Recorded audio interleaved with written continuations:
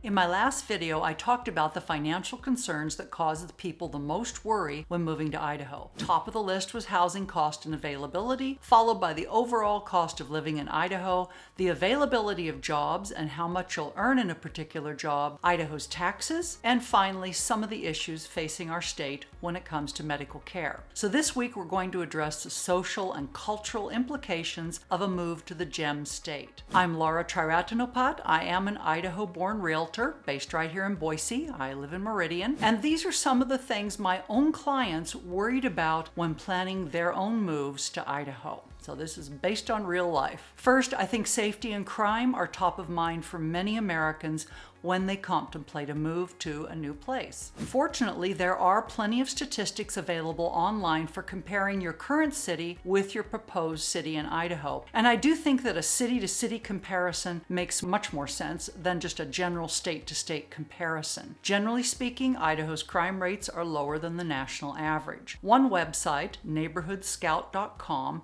says Idaho's violent crime rate was 2.41 per 1,000 people in 2023. Property crime was 9.27. The U.S. median is 4 per 1,000 for violent and 20 per 1,000 for property crime. So Idaho stacks up well against these national averages as broken down by neighborhoodscout.com. Now, please do your own research. Don't take anyone's word for it though. Just do it yourself. When it comes to choosing a particular city or neighborhood to live in, I need you to keep in mind that the federal fair housing law prohibits real estate professionals like me from steering any client either towards or away from a particular city or neighborhood. This means no ethical realtor will tell you which city or neighborhood is safe. You do your research and then you tell your realtor where you want to look for housing. The internet makes it easy to do this nowadays. And of course, you can always call the local police or sheriff to get crime statistics directly from the horse's mouth, so to speak. In fact, I think calling local law enforcement is probably the best way to get truly accurate and up-to-date information on crime and safety in any given location. Next, it's natural to worry about natural disasters. Fires, hurricanes, earthquakes, and tornadoes all make the news around the nation. People lose their property and sometimes their lives. In some states, it's becoming very difficult to obtain homeowners insurance as the number of natural disasters increases. And even if you can get a policy,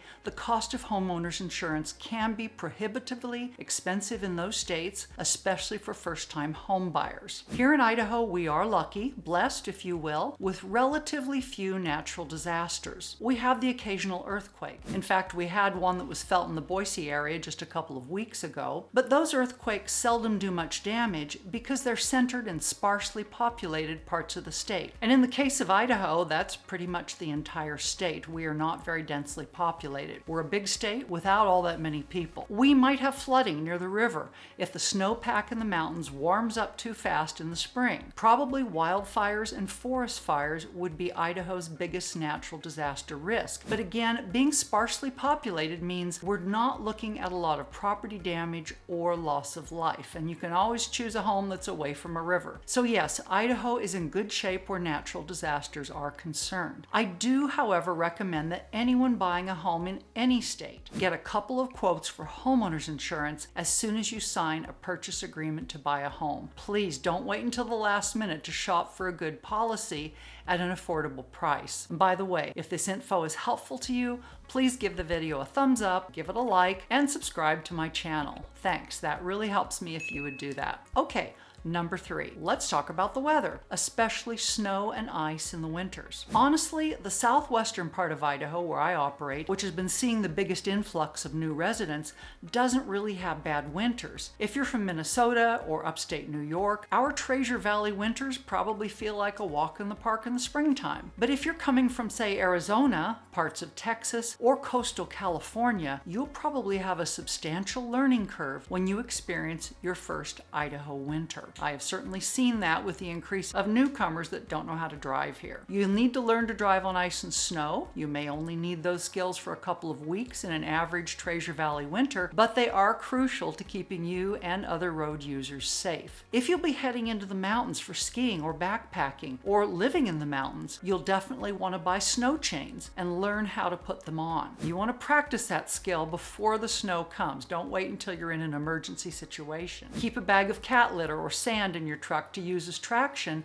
if you get stuck. You can put it under your tires. You may decide to sell your little Austin Mini and buy a heavier vehicle with front-wheel drive or all-wheel drive instead. Whether you choose front-wheel drive or all-wheel drive will probably depend on where you'll be doing your winter driving. You can find lots and lots of people to argue with about the merits of each type of car here in Idaho. Best advice for winter driving: slow down and don't tailgate. And don't forget to buy a snow shovel or an electric snowblower or both. The city will not be shoveling your sidewalks, and in fact, you can be cited for a misdemeanor if you fail to keep your sidewalks clear for the safety of delivery people, school kids walking to school, and your neighbors. 4. Surprisingly, people moving to Idaho don't always consider the social implications of moving to a different state, especially a state like Idaho that is mostly rural. Rural living is very different from urban living. We tend to value neighbors and neighborliness. If you're used to locking yourself into your house each night after work and never showing your face to your neighbors and never getting to know them, you may need to adjust your way of thinking if you're going to survive in Idaho. Your neighbors can really help you. I realize that urban living can make people suspicious and fearful, but aren't fear and suspicion the very things you want to leave behind when you move? Will you be living so far out in the country that you have no nearby neighbors? Well, if so, how will you make social connections? It's certainly not impossible, but it does require some planning,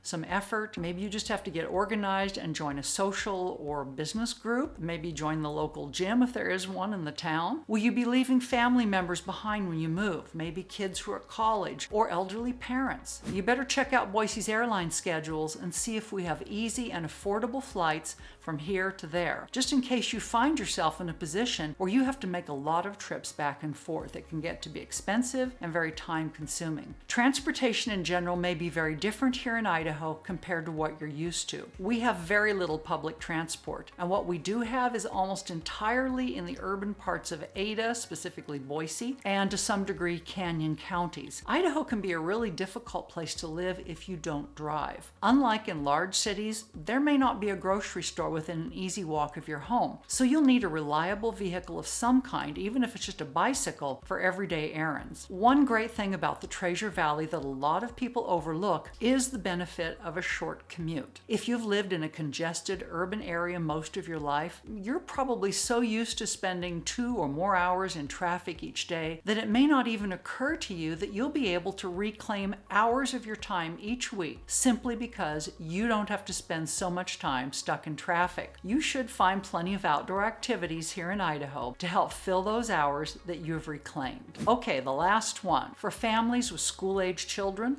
or anyone thinking of an in-state college or university, the quality of schools and the easy availability of post-secondary educational opportunities may be top of mind when considering a move to Idaho, or to any place really. Now, Idaho offers exceptional freedom to parents when it comes to educational choice. Whether you choose to homeschool your kids, take advantage of a local public school or a public charter school, or maybe send your kids to a private school, the choice is in the hands of parents, not the state, and that's very important. Do keep in mind that the Federal Fair Housing Act prohibits realtors from steering their clients either towards or away from a particular school or school district. No ethical realtor should be telling you that a school or school district is good or bad or something in between. They should not be doing that. Parents must do their own homework to determine where they want their kids to attend school. Now, fortunately, the internet makes it quite easy to find school ratings, websites like greatschools.org. Each public school district in Idaho also has a website with information about programs and policies. Social media resources may allow parents to seek input from other parents about a school or school district. So if you're moving to Idaho with children, please do your research ahead of time. Then you can tell your agent, we want to live in this particular school district, or we don't want our kids going to a certain school. The parents make those decisions, and then the realtor finds homes that meet your criteria. If you missed part 1 of this series where I talked about the financial worries that most people have when preparing to move to Idaho, be sure to check out this video in the link. Thanks for watching.